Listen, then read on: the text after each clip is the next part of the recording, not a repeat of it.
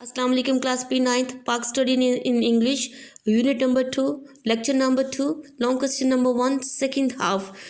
So we will start a second half of that long question number 1. We will complete this long question number 1 in the lecture number 2. We look at here.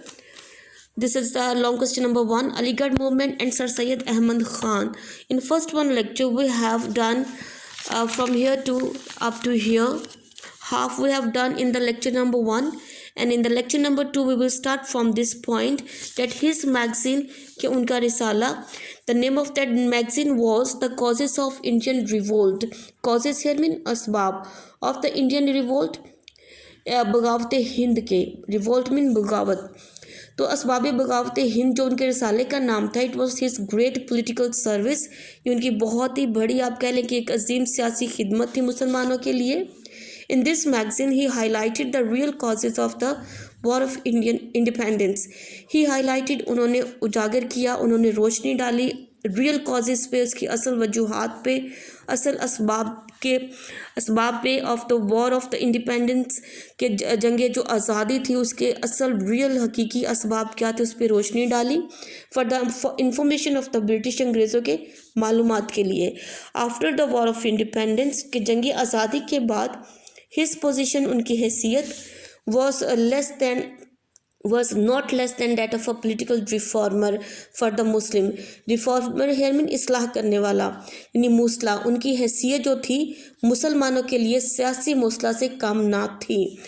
And to maintain the existence here mean वजूद, maintain mean बरकरार रखना, कि वजूद को बरकरार रखने के लिए ऑफ द मुस्लिम्स, मुसलमानों के ऑफ द सब कॉन्टिनेंट जो कि बरसगीर में रहते थे. he went ahead वो आगे बढ़े, who tried to remove the misunderstanding of the British, और आगे बढ़े और उन्होंने कोशिश की कि अंग्रेज़ों की जो गलत फहमी है उसको दूर किया जाए.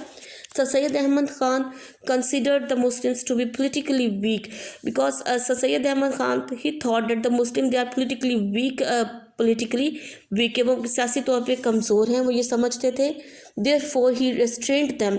Restrained here mean उन्होंने रोके रखा उन्हें फ्रॉम ज्वाइनिंग, शामिल होने से द इंडियन नेशनल कांग्रेस, कि इंडियन नेशनल कांग्रेस जो कि तंजीम थी उनकी, जमात थी उनकी, उनको उसमें शमूलियत से मुसलमानों को रोके रखा.